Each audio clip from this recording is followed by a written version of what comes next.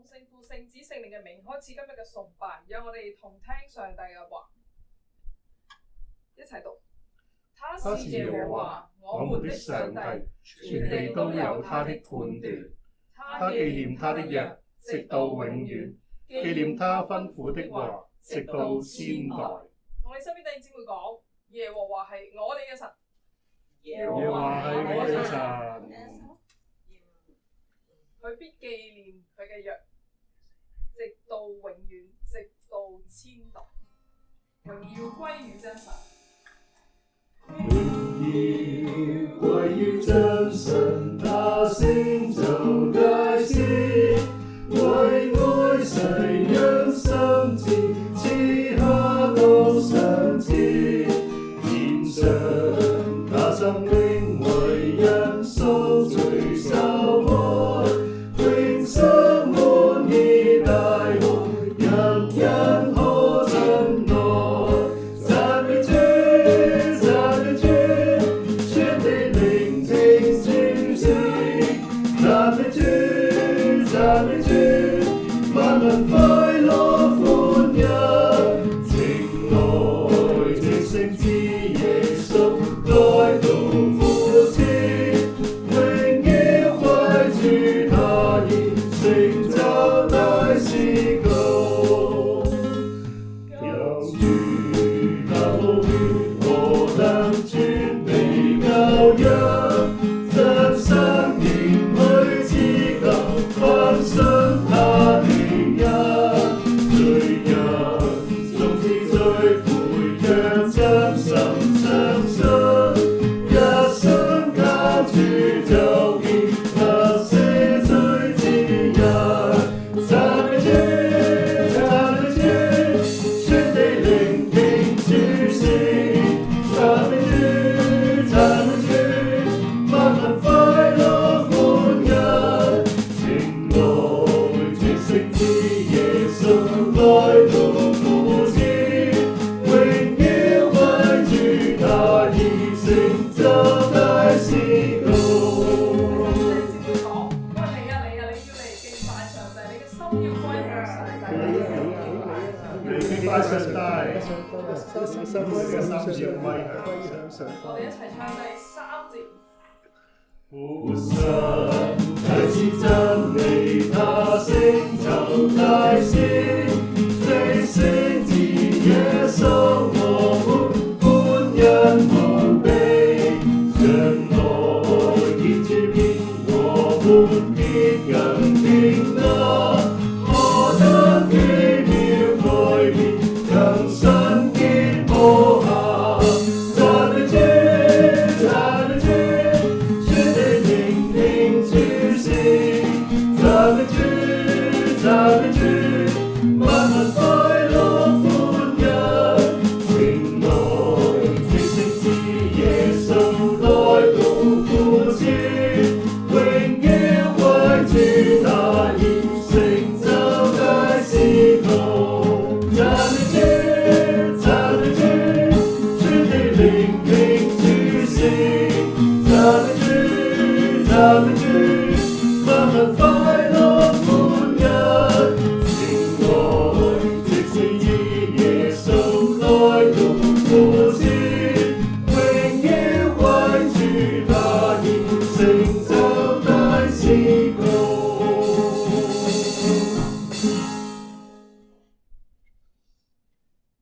親愛主，多謝你，讚美你，因為咧你賜俾我哋救恩，叫我哋咧係可以有機會嚟到一同嘅透過我哋嘴唇嚟到讚美你，亦都咧係可以有機會有空間，我哋咧係願意去敬拜你。主讓我哋咧喺我哋嘅人生嘅裏邊，我哋咧都珍惜呢啲唔多嘅機會，因為咧係有好多嘢可以影響到我哋咧係嚟唔到你嘅面前。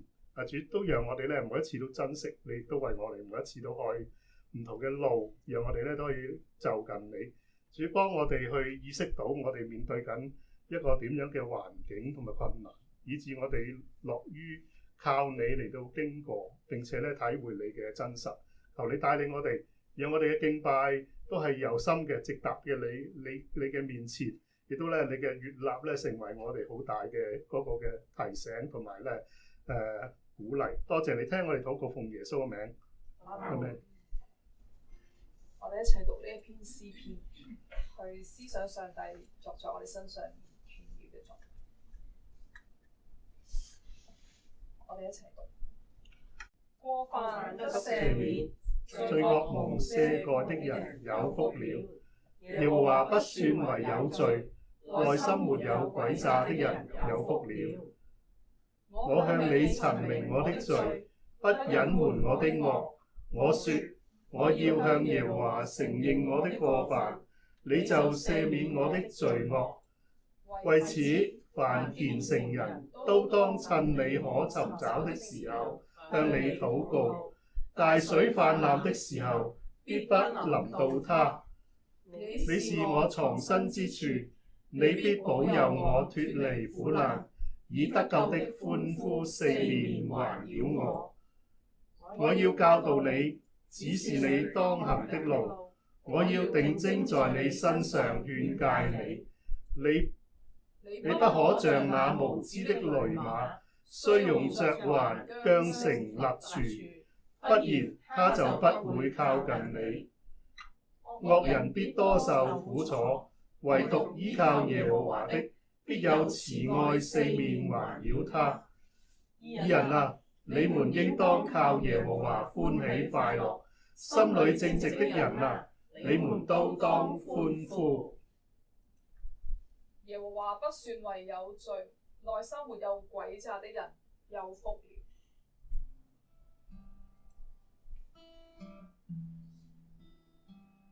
上帝嘅約係一個永恆嘅約，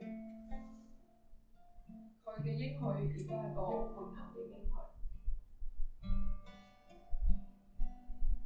喺雨天，願意你同我知道彩虹必定會出。主嘅應許必然會成就。我空虛的心裡終於不再流淚，期待着雨後繽紛的彩虹，訴說你我的約定。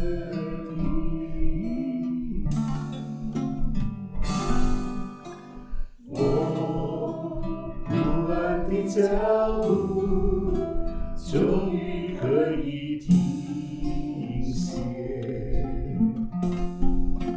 主你為我白色的生命的聖約，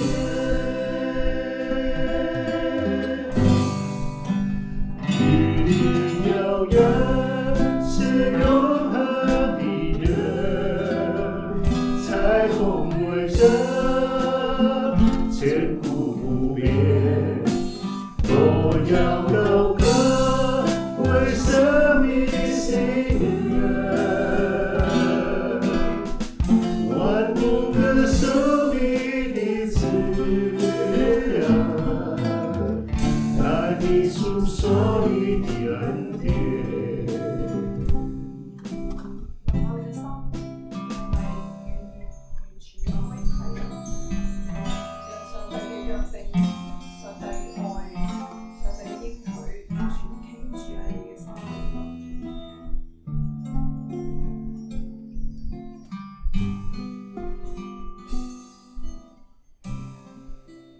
你願意喺呢個約定裏有份，持住呢個約定，帶住盼望，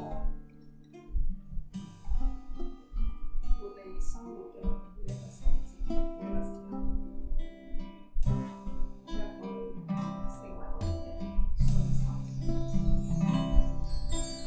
我空虛的心終於不再流淚，期待着雨後繽紛的彩虹，訴說你我的約定。我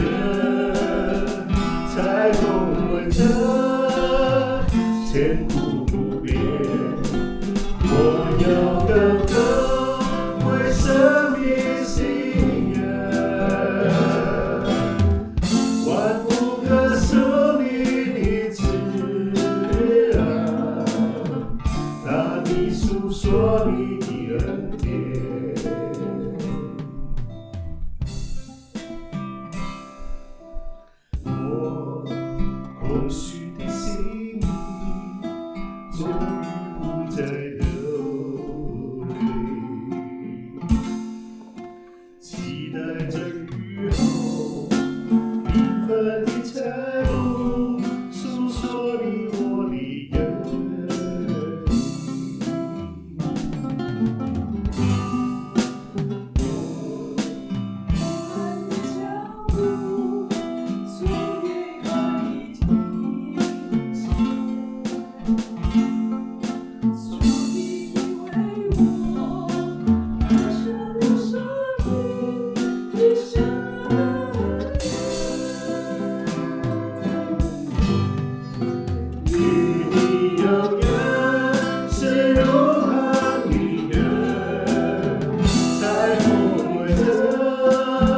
千古不变，我要高歌为生命祈愿，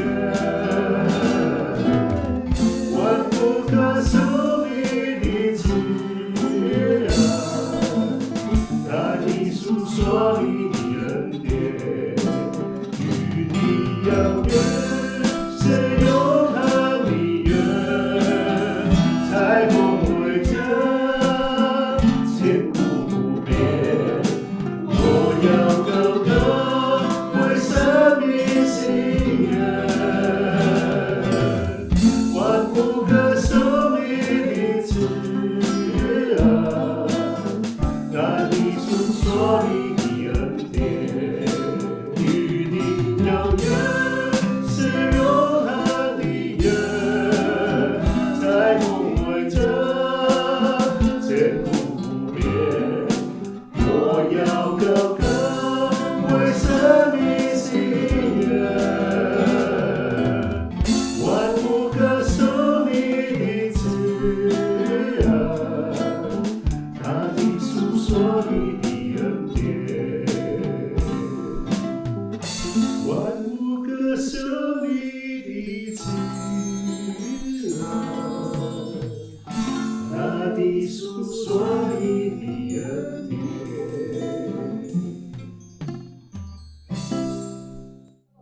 多謝你。你知道咧，我哋真係好容易忘記，又或者咧會分心，又會走神。你卻係咧用萬事萬物，甚至乎落雨之後嘅彩虹，都再一次提醒，一次又一次提醒咧，你喺度，你係托住萬有，你係保守住整個時代。哪怕係雨後，又或者係水滴嘅反照，都讓我哋睇見你嘅智慧、你嘅榮美、你嘅大能。求主你賜我哋一個敬畏嘅心，讓我哋咧可以好似萬物一樣，時時刻刻歌頌你嘅慈愛，訴説你嘅恩典。主，我哋更加要求你賜俾我哋有呢一份嘅智慧同埋勇氣，唔係喺順境嘅時候先睇到你嘅恩典，喺逆境嘅時候，喺受苦嘅時候，喺困難嘅時候，我哋同樣知道你喺度嘅時候，我哋就能夠滿有信心一步一步行過。主，求你讓我哋嘅眼曉得去抬頭仰望你，就好似你願意抬頭仰望我哋一樣。主啊，求你賜俾我哋呢份嘅生命嘅動力，去接受咧生命裏邊唔同嘅挑戰同埋需要被醫治嘅地方。主啊，你冇忘記我哋，同樣讓我哋都常常記住你。多謝你聽我哋祈禱，多謝你賜俾我哋生活每一個細節，讓我哋學識去感恩，亦都學識去回應。主，我哋獻上微小嘅金錢，求你親自嘅悅納使用，成為呢個世代嘅祝福。多謝你用耶穌基督嘅名祈禱。如果你有預備禮物獻上，請將現金放喺奉獻袋裏面。如果你稍後要獻上都可以。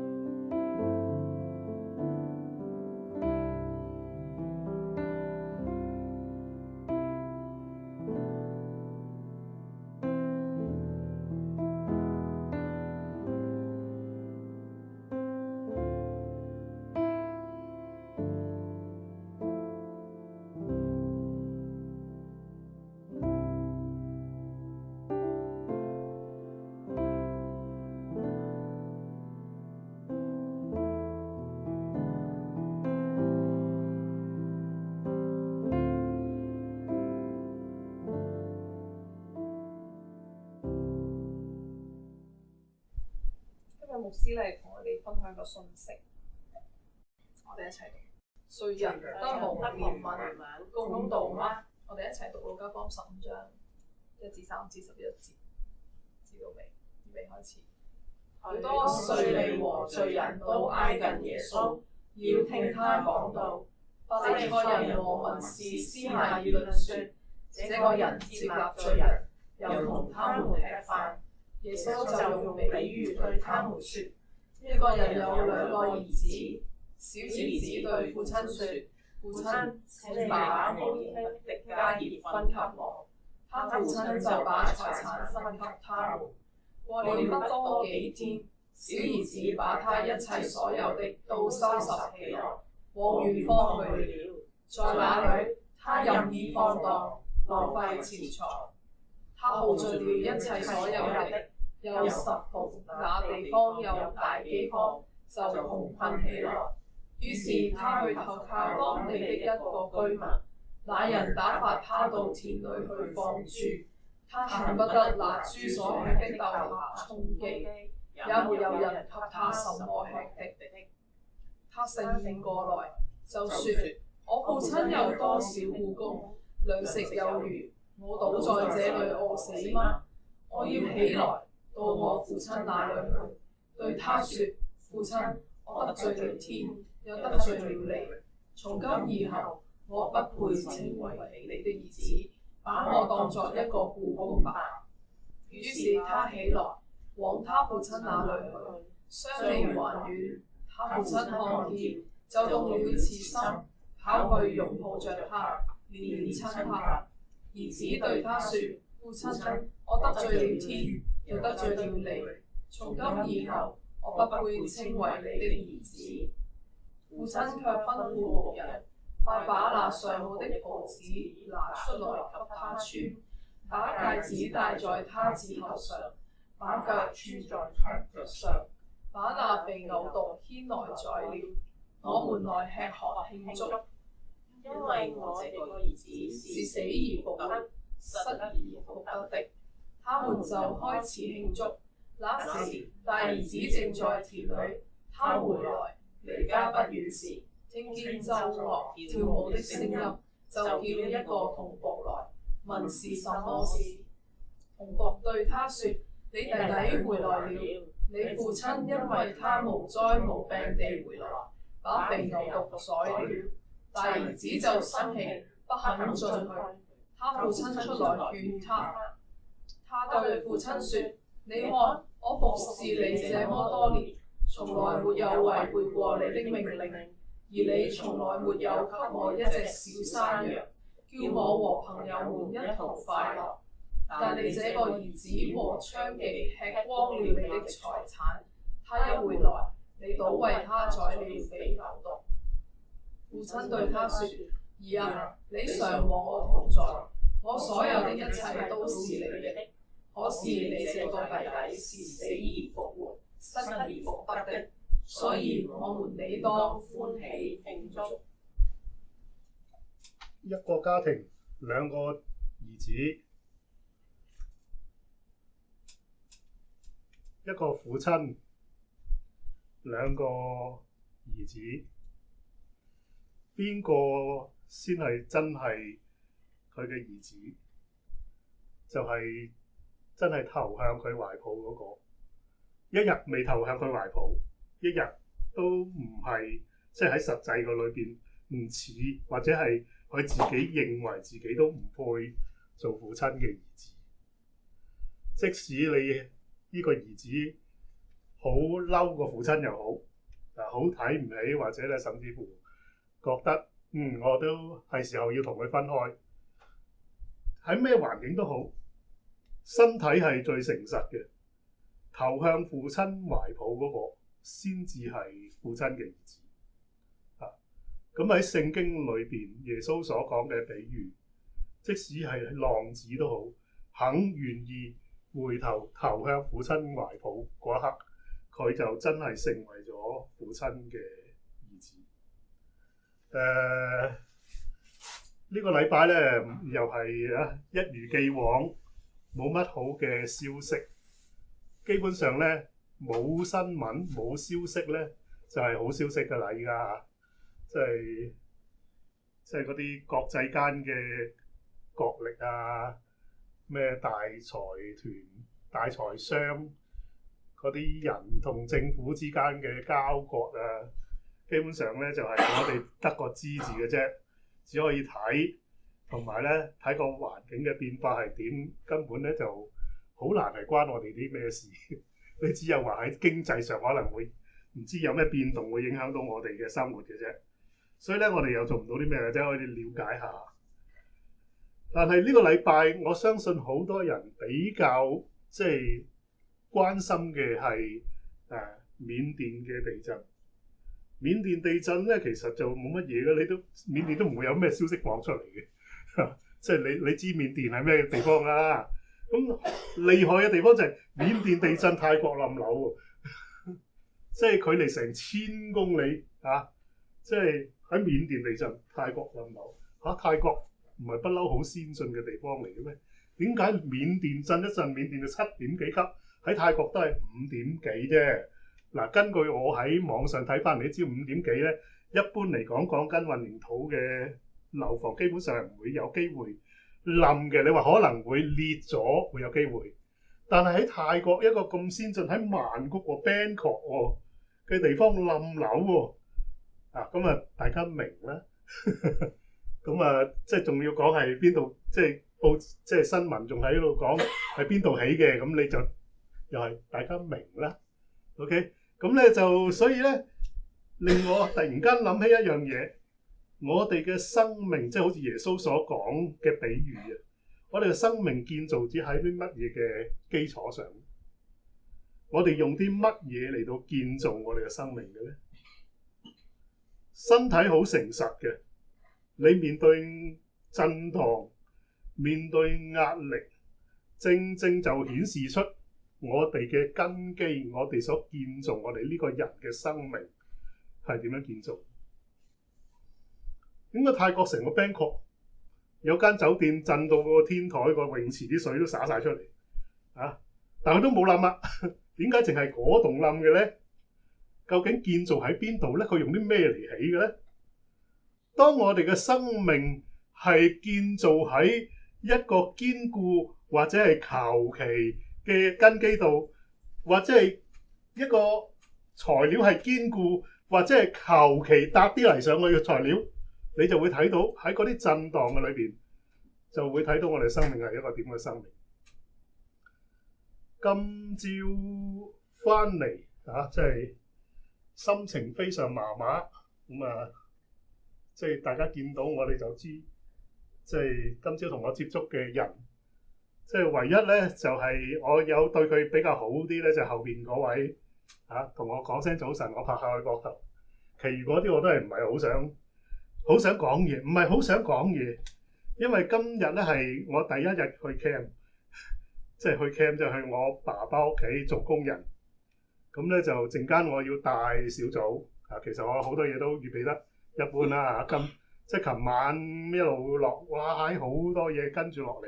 琴晚啱啱做完片又掟咗上網啦根本未停過嘅，攰到咩咁嘅，脾氣相當唔好，因為咧本來諗住帶少啲衫啊，點知你又凍喎咁，即係點知又凍喎，咁即係又要着到一嚿嘢咁，然後又要孭住好重嘅嘢，又要孭部電腦翻屋企做嘢，然後又要孭翻嚟，跟住下晝又要帶小組咧，即係嗰啲咧，然後咧跟住今晚又要去我爸屋企，即係好似唔知有冇覺好瞓咁樣咧，你會覺得咧係好似好多嘢逼住埋嚟嘅，咁啊，所以今日咧就麻麻地嘅心情。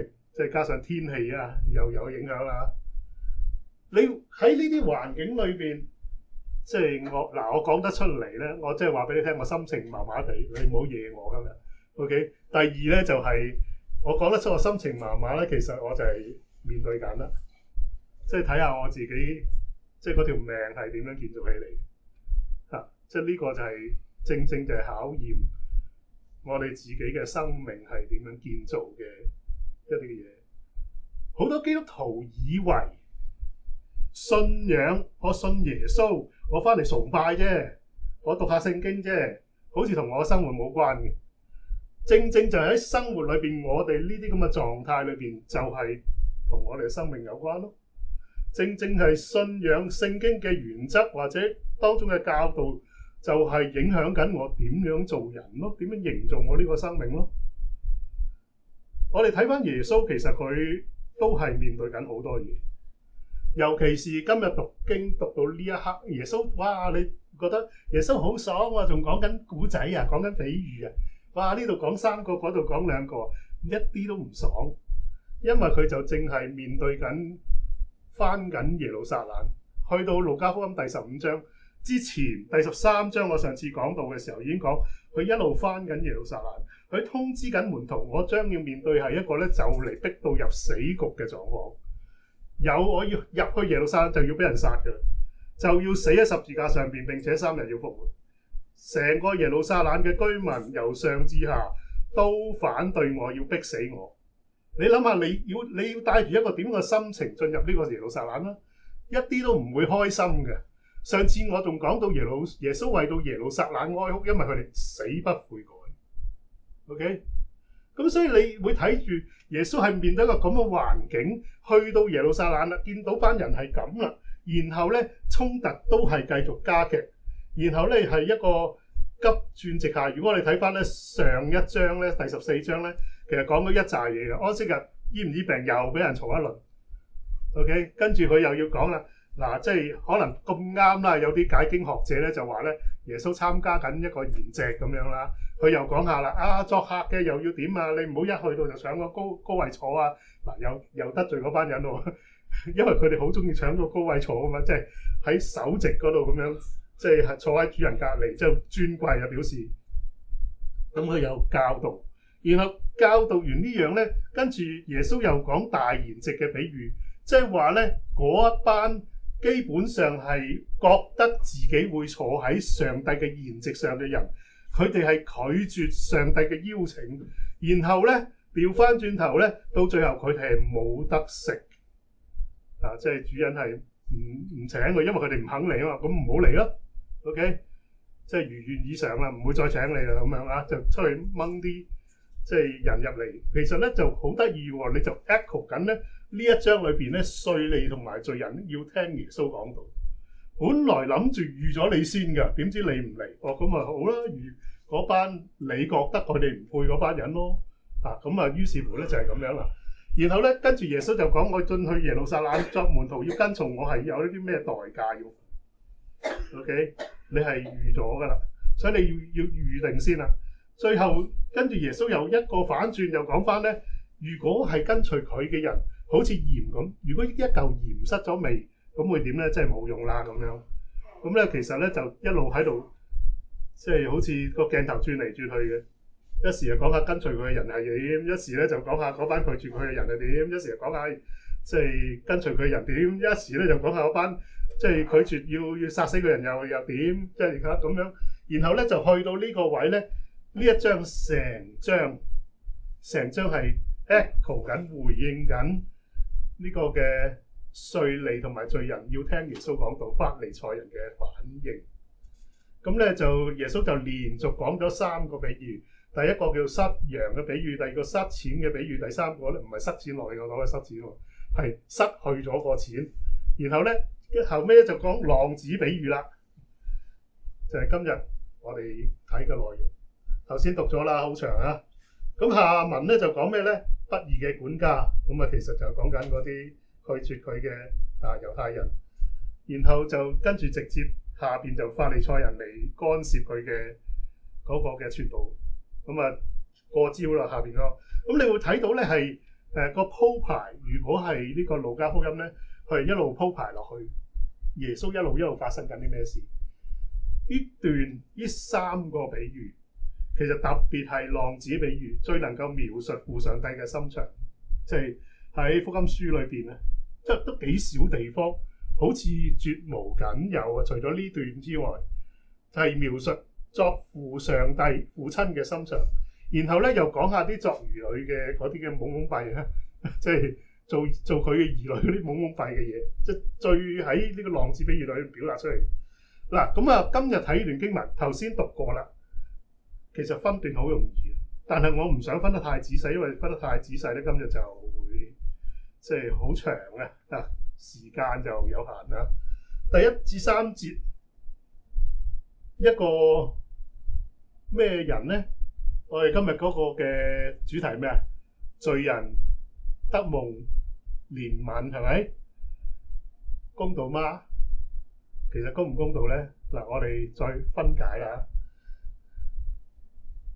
第一段好簡單，其實係成3個嘅比喻嘅引子，係描述緊一班法利賽人去講耶穌嘅説話，講佢呢個人咧又即係同啲罪人一齊食飯啊，同佢哋一齊啊。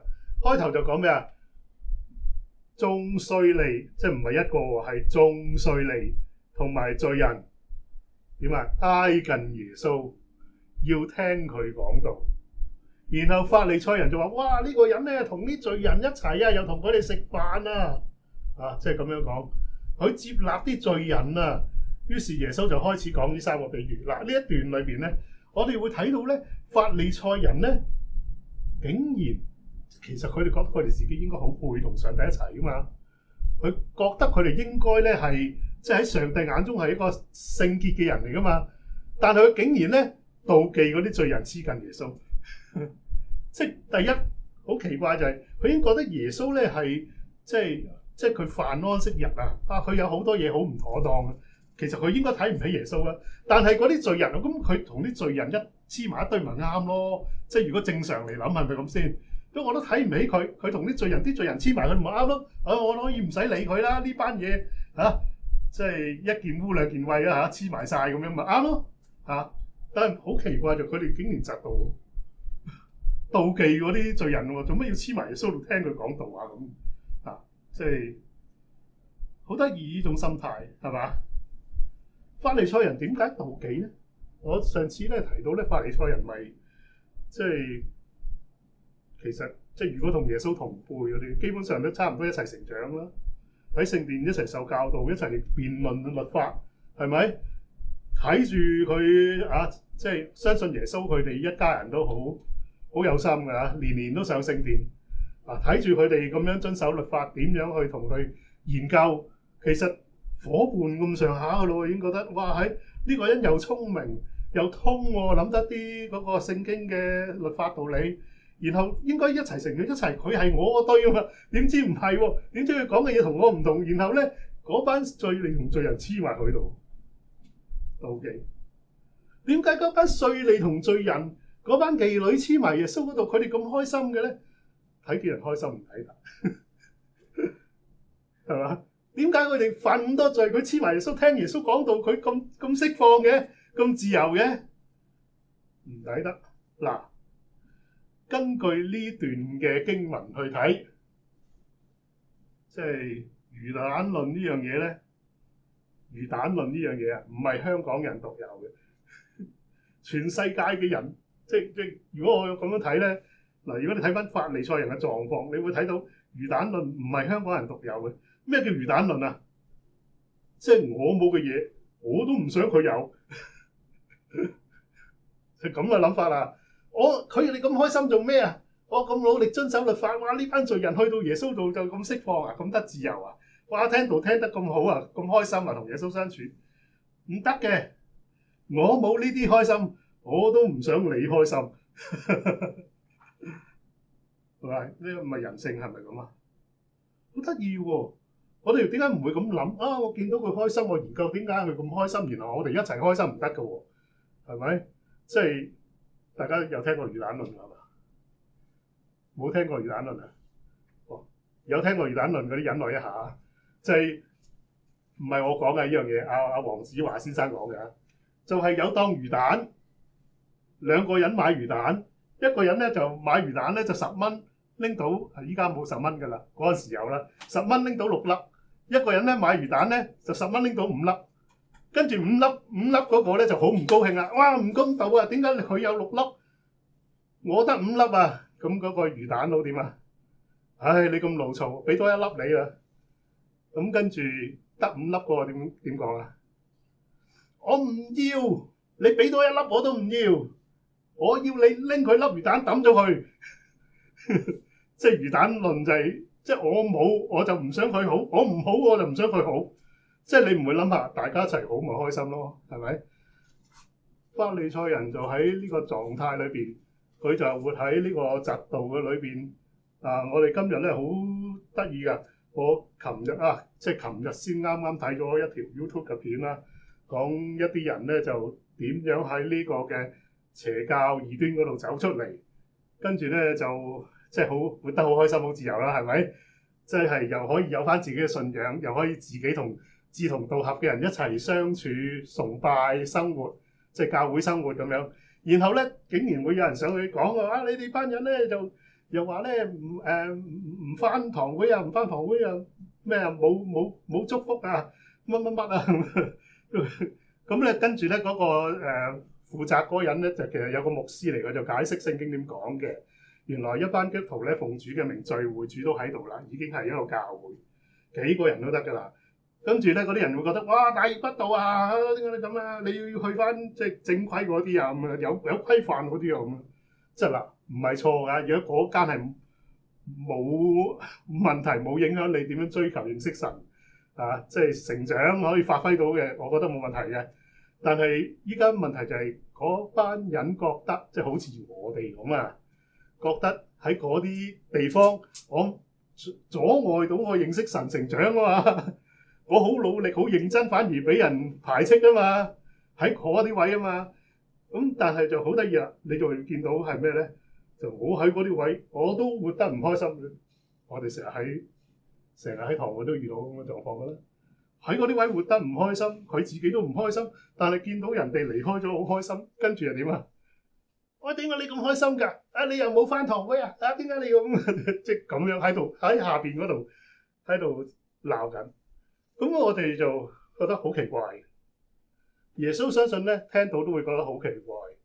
點解你冇咗粒魚蛋，你唔想攞多一粒咧？你要抌埋人哋嗰粒嘅咧？呢個狀態。好啦，咁咧呢種咁嘅狀態，不單止唔能夠大家都好，反而係影響到你同我都不能夠，即係如果我哋真係對呢啲嘢認真嘅話，即係不能夠更加深嘅認識神同埋成長咯。好，跟住咧，我再睇落去咧，嗱又好快咯，因為個古仔大家好熟㗎。由第11節去到第24節，其實你可以將佢分幾個場景啊。如果你係即係拍劇啊嗰啲咧，即係小兒子咧同阿爸要分家產咁啊，有一個場景。然後咧就佢去到遠方，跟住咧使晒啲錢點樣生活，點樣糜爛即係又一個場景。第3個場景咧就係使到咧冇晒錢。跟住咧就好窮啦，好老到啦，要幫人放豬啦。然後咧，甚至乎豬食嗰啲豆殼，即係嗰啲豆嘅。以前啲人係唔食外邊嗰陣嘅，即係豆搣開咧一個咁樣型嘅咧，搣開裏邊食嗰啲豆嘅啫嘛。豆殼咧係冇人食嘅，依家就會成條食啦。以前豆殼我哋做咩餵豬啊？餵豬都冇人俾佢食啊。跟住佢就醒悟過嚟啦，即係聖經裏面咁講啊嘛。醒悟過嚟，哇！原來我以前咁樣做，搞到自己咁啊！即係我搞到自己咁樣啊！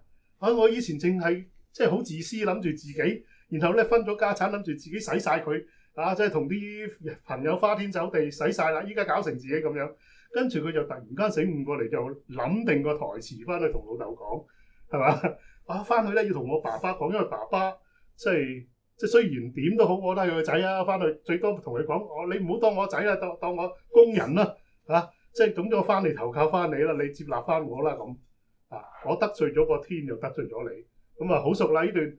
嗱，我哋咧其實睇呢段嘅時候咧，我哋會明白有真係當我哋去突然間醒悟，即係舉例唱詩突然間醒悟，咦？呢度刺激到我，哇！我要諗住點樣去改變，咁即係小兒子嘅好處就係咩啊？一太醒悟咗就點啊？行動噶啦嘛，就諗住改變就嚟噶咯喎，就翻去噶咯喎，起來啦，即係聖經講起來就翻去啦。然後咧就佢喺當中咧就經歷咗改變被接納。我哋會體會到一樣嘢，即係原來醒悟過來唱詩，哇醒悟過嚟，聽到道醒悟過嚟，查經醒悟過嚟，或者自己睇聖經，突然間我個叮一聲醒悟過來，跟住點啊？我諗下會生活裏邊點樣去改變咧？主對我有啲咩邀請要我改變？嚟到行翻去一個貼近主嘅嗰個嘅生活裏邊咧？我哋咧係其實咧，我哋咪好強調分辨嘅，分辨好重要，係咪？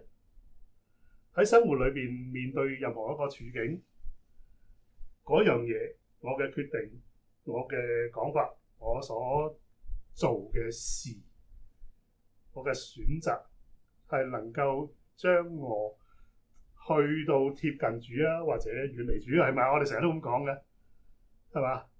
我發覺好多人啊，包括我哋成日都係嘅，即係有時間唔中都係咁嘅。去到一個地步咧，哇！遠離到一個地步咧，覺得哇，即係其實嗰啲唔一定係差嘅嘢嚟喎嚇，即係陪下朋友啊，玩下嚇睇場戲啊，做下呢樣做下嗰樣，喂，全部唔係差嘅嘢嚟啊，唔好搞錯啊！但係咧，我哋會將嗰啲嘢砌到咧，自己唞唔到氣。侍奉都係噶，哇！砌到自己密晒啊，唞唔到氣啊！跟住點啊？搞到自己好頹，搞到自己咧好懷疑上帝究竟喺唔喺個生命裏邊，搞到自己咧好懷疑到底上帝係咪對我好啊？即係小兒子就會喺嗰個位就醒唔過來。哎呀，點解搞成自己咁啊？我要翻轉頭。但係咧，我哋好多時係去到覺得自己好頹，同上帝距離幾咁遠，又冇力去面對我面前嘅環境，都仲未醒悟㗎喎。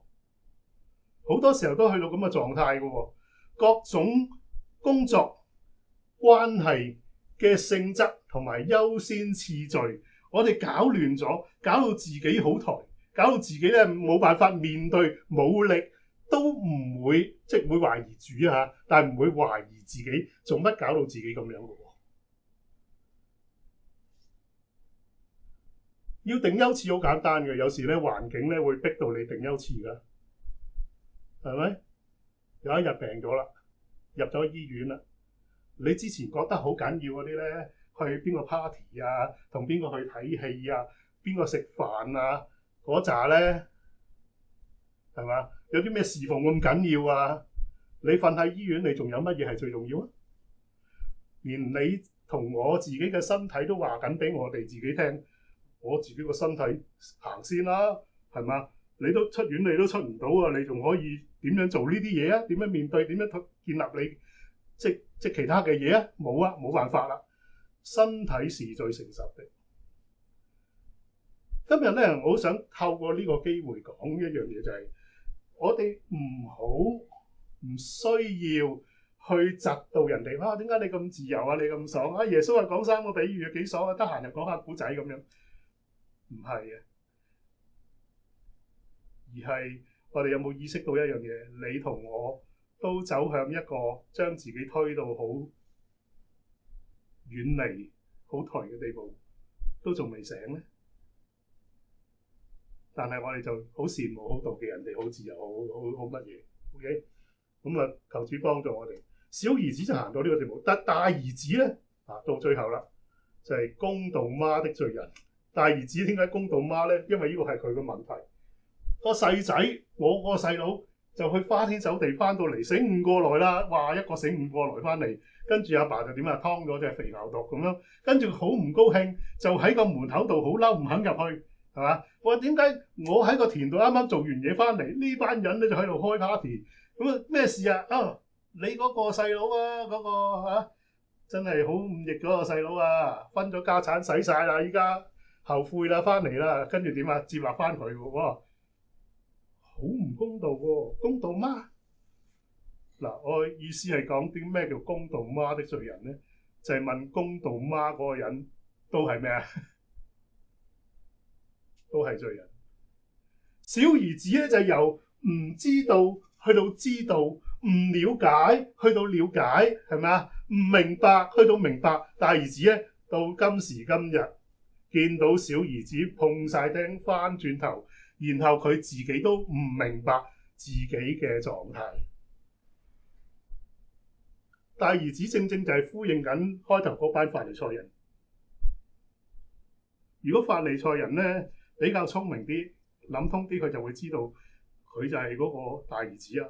猛咁問公唔公道啊？但係自己嘅生活、自己嘅選擇、自己所有嘅嗰種嘅態度，完全係同上帝越嚟越遠。跟住佢仲問嗰啲點解罪人肯黐埋耶穌度，佢就得啊？咁樣係咪？大兒子就係正正呼應緊法利賽人嘅態度，因為佢哋係唔知道，甚至乎係唔想知道、唔明白，甚至乎係唔想明白，因為佢哋要保持自己喺仍然係一個義人咁樣嘅姿態。我是冇問題的，點解啲有問題啲人得到憐憫？咁你冇問題，咁你唔得憐憫係好正常啦，係咪先？正常個邏輯嚟噶嘛。咁我冇罪，咁我使乜赦免啫？我冇罪，我使乜悔改啫？唔使噶，係咪先？所以我哋成日都講噶，咁你嗰個人都覺得冇犯罪、冇得罪過人，佢使乜悔改啫？係嘛？佢唔悔改，你使乜饒恕佢啫？佢都唔覺得自己有問題，唔覺得佢得罪你，係嘛？佢都唔覺得係咁喎，咁佢使乜啫？咁佢好自在啊！咁你自在，我咪又自在咯。我做乜要你唔悔改，我又要饒恕你咧？係咪？你都唔需要根本，係嘛？好正常啦，logic 嚟㗎呢啲，係嘛？唔係我唔接納喎。嗱，你嚟到我都接納喎。啊，你悔改我更加接納喎。但係調翻轉頭，我都唔覺得自己有問題。咁我接納啲咩咧？我諗唔到啊！你明唔明啊？OK，咁嗰個大兒子就係覺得自己係義人啊嘛。咁佢覺得佢自己係即係父親嘅好嘅仔啊嘛。幾樣嘢係唔知道，因為從佢同父親嘅對話裏邊，你要發覺佢係唔知道。第一樣嘢，父親你點解咁樣㗎？你個細仔啊咁差，使晒啲錢，分晒家產，翻到嚟佢同娼妓啊啲豬朋狗友啊就揈晒，然後咧你又接納佢，仲幫佢開 party， 劏咗隻肥牛犢。我同我啲 friend 咧點啊？一隻小羊羔都唔俾我去同佢哋開 party。嗱，其實佢唔係唔俾，我相信佢要，父親唔會反對嘅。你諗下幾重啲仔先嚟呢個父親？即係如果我哋咁樣睇啊，個小兒子咁樣都肯俾佢啦，何況你個大兒子咧咁樣？咁所以佢幾樣嘢係唔明白嘅，唔知道嘅係咩咧？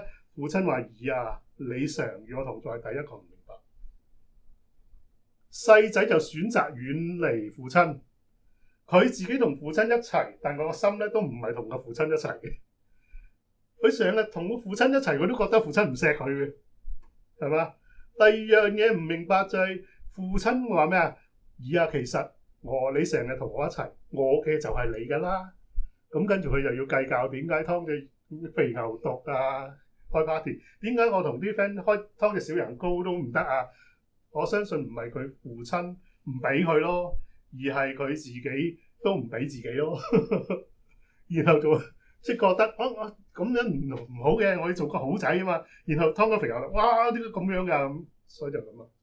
第三樣嘢唔明白、唔知道係咩咧，亦都唔想知道就係呢一個人佢嘅生命好緊要，佢能夠死而復活、失而有得，好緊要。有乜嘢緊要過條命？即係如果你還活在地上嘅時候，有乜嘢還緊要過條命？你冇得條命，你就乜嘢都冇，係咪？即係我要塞滿晒自己時間做死自己得唔得？得喎，不過可以做嘅時間會好短啫嘛，係咪？跟隨耶穌基督，其實唔係一堆教條、一堆規則俾你去守住啊，而係正正就考驗緊我哋嘅價值觀，乜嘢係最緊要？第一係上帝冇得走雞㗎啦。第二就係身邊所有嘅嘢，你究竟你身邊所有嘅嘢，你係點樣安排嘅咧？呢個係我哋嘅價值觀嚟。工作緊要嗎？緊唔緊要啊？侍奉緊唔緊要？朋友親人緊唔緊要？邊樣緊要啊？你自己試下排下，你就會知㗎啦。喺主嘅面前，你諗下，當你同我喺醫院瞓喺度，咩係最緊要？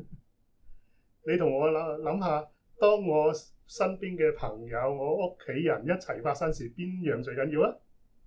你會識排㗎啦。你諗下，你屋企有事同你翻工，邊樣最緊要啊？你要識排㗎，係嘛？呢啲你自己，你生活裏邊遇到好多個場景，你就會你個價值觀正常。我唔敢講正確啊，正常你會識排㗎。你唔會同我講啊，因為咧我咁樣呢樣咧就好緊要㗎，跟住咧嗰樣咧就大家諗極都唔明點解你會覺得嗰樣緊要咧咁，嗰啲咧就好奇怪嘅啊！我釣魚好緊要㗎，所以咧翻工係即係唔緊要。哇，幾難先約到個 friend 啊，幾年先去一次釣魚啊咁樣，咁啊請假啦，唔翻工啦咁樣。咁你就會諗下點解嗰樣嘢緊要？約第日得唔得嘅咧？你一定會係咁樣諗㗎，呢啲嘢係咪啊？好正常㗎。所以你好多嘢咧係會自己衡量，係嘛？哇！我去同阿朋友打牌好緊要㗎，跟住咧阿爸咧就即係舉例啊，咁樣講唔係幾好。阿爸喺醫院就嚟瓜啦咁，打牌緊要啲啊咁，你係咪呢度有問題啊？係嘛？你會諗㗎嘛呢啲嘢？所有呢啲嘢，耶穌基督擺喺我哋面前，叫我哋諗之前講跟隨主嘅代價，然後咧你要衡量代價嚟到分配我哋生活嘅優次。呢樣就正就係我哋信仰用喺生活一個好重要嘅基礎嚟。誰話邊個話聖經同我哋生活冇關？如果我哋生活搞亂咗咧，可以咁樣講，你會越生活越頹，越冇盼望，越冇出路。呢個咧就正就係俾我哋分辨到，究竟我係貼近緊賜生命同埋盼望俾我哋嘅耶穌，還是係自己走上絕路咧？求主幫助我哋，可以同心禱告。親愛主，求你幫助我哋，帶領我哋，讓我哋樂於回應你賜俾我哋嘅邀請。主，我都係可以咁樣講，係你賜俾我哋嘅邀請。你可以讓我哋自生自滅嘅，你可以讓我哋好似小兒子咁遊離浪蕩，中意使幾多直到使晒為止。我哋一日唔回頭，你一日都冇辦法可以幫到我。但主，好感謝你，因為每當我哋想起，願意翻到你嘅懷抱，你就樂意接納我哋。我哋唔俾任何人去有啲乜嘢矜貴或者咧好有寶咁樣，係因為咧認真行動起來投向你懷抱嗰個先真係你嘅兒子。求主憐憫我哋，帶領我哋喺唔同嘅環境裏邊醒悟過來，就投向你懷抱。我哋唔需要妒忌人，唔需要羨慕人，因為我哋每一個都可以。求主幫助我哋，多謝你聽我哋禱告，奉耶穌名，阿門。讓我哋用哥林多後書5章10至11節去回應牧師今日透過經文帶俾我哋嘅訊息。妒忌帶嚟嘅禍害好大，妒忌唔單止傷害自己，傷害別人，傷害咗我哋生命一啲好寶貴嘅價值。我哋一齊讀呢段經文。所以從今以後，我們不再按照人的看法來認識人。從此我們曾經按照人的看法認識基督，如今卻不再這樣認識他了。所以，若有人在基督裏，他就是新造的人，舊事已過，都變成新的了。一切都是出於上帝，他藉着基督使我們與他和好，又將勸人與他和好的使命賜給我們。這就是上帝在基督裏使世人與自己和好，不將他們的過犯歸在他們身上，並且將這和好的信息託付了我。願意我哋用乜嘢嚟睇自己同上帝？用返上帝嘅角度去認識自己同上帝，仲有他。讓我哋喺主嘅裏面得着呢個智慧，得着呢個盼，得着呢個生命。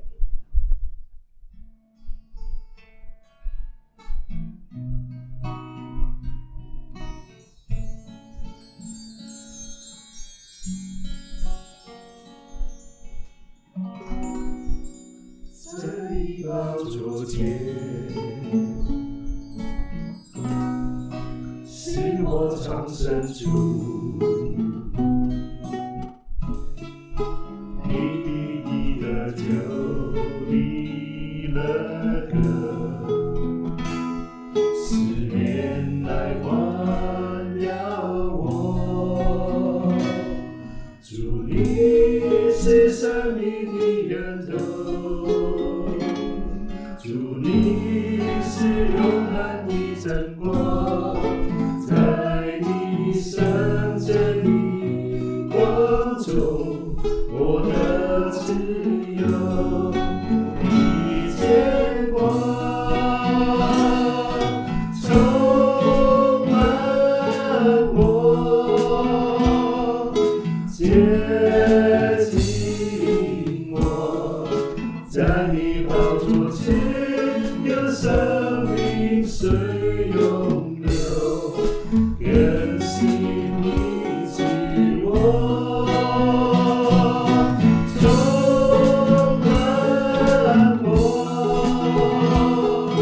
接近我，在你寶座前有生命水湧流，更新你自我。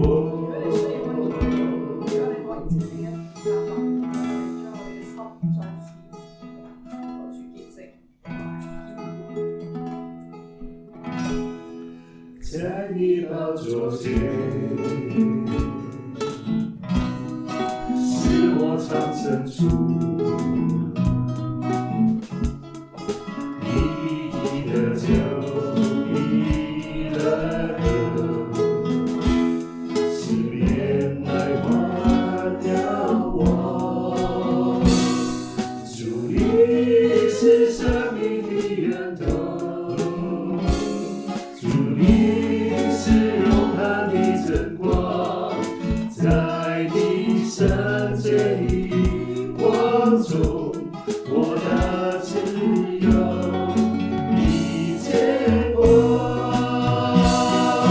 充滿我，接近我，在你寶座前有生命水湧流，更新你自我，充滿我，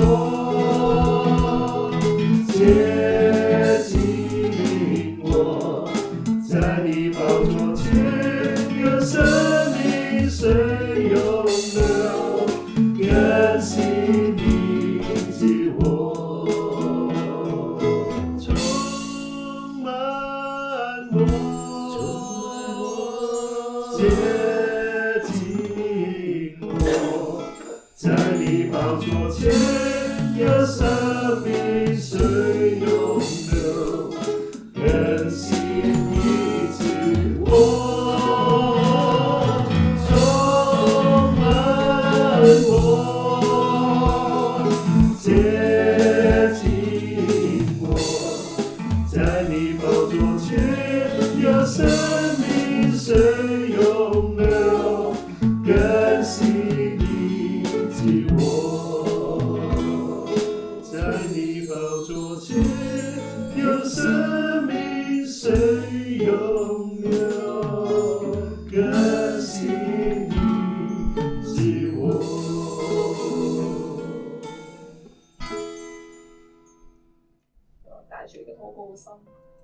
咧去為唔同嘅人同埋事禱告。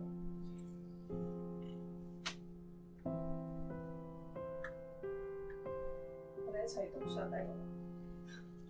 上帝有智慧和能力，他有謀略和知識。賜生命嘅主求你咧去讓我哋曉得點樣繼續為長者禱告，特別咧喺人口老化加劇嘅情況之下，長者咧會患上慢性嘅疾病，心臟病啦、糖尿病啦、關節炎、失智症等。求你俾在位掌權嘅有憐憫嘅心腸同埋智慧，運用資源能充分滿足長者嘅醫療需求，特別係資源有限嘅國家同埋地區。主啊，求你垂憐。我哋一齊繼續禱告，求主賜予在位掌權嘅能夠及早處理問題，預早係教育長者養生保健嘅知識，免得生大病、生大問題、複雜生活。主啊，求你垂憐。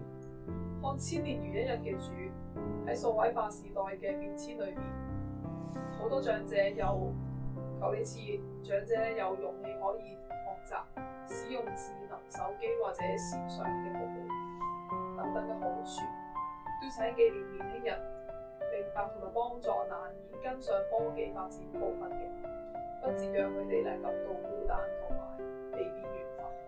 主啊，求你垂憐。我哋一齊讀上帝嘅話。年老的有智慧，壽高的有知識。求主賜長者寬廣同埋謙虛，樂意分享人生嘅智慧、分析能力、決策能力，亦都願意聆聽年輕人彼此尊重同埋欣賞。主啊，求你垂憐。喺我哋預備領受聖餐之前，請你紀念你腦海裏面剛才浮現嘅一班長者，無論佢個面孔、佢個名字或者個群體，請你喺呢個位置去為佢哋禱告，然之後請牧師打理。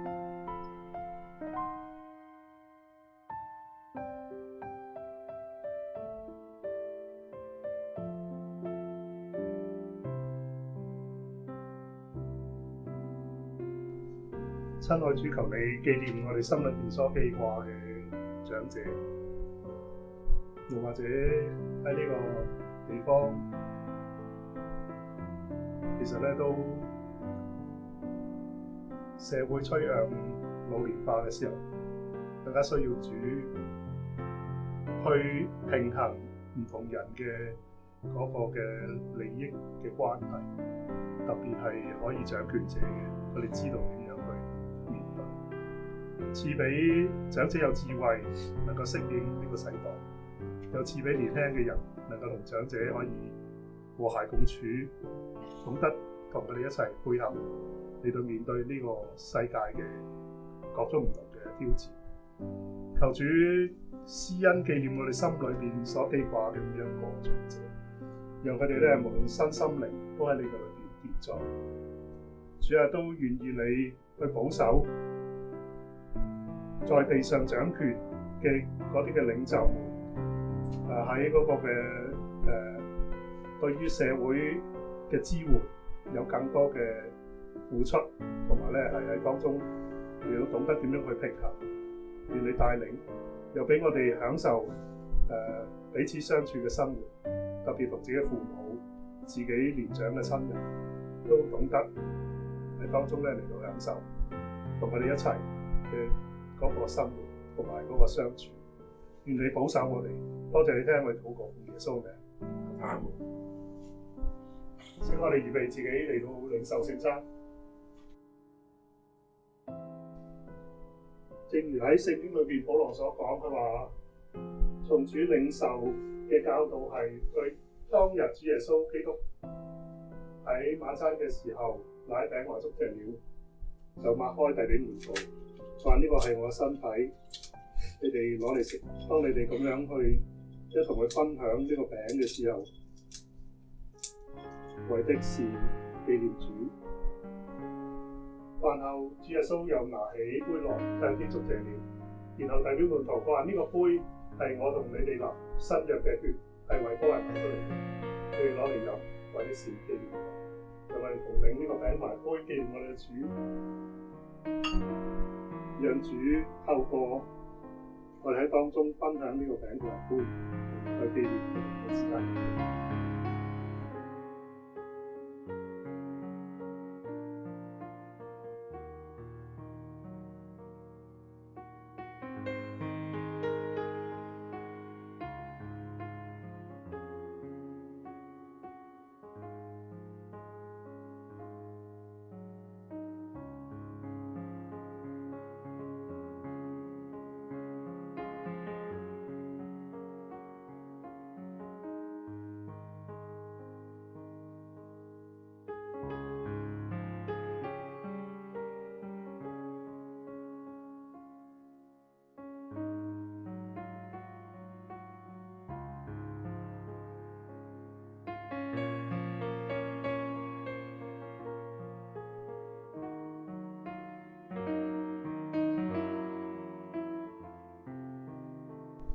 我哋透過《使徒信經》嚟到宣明我哋信仰。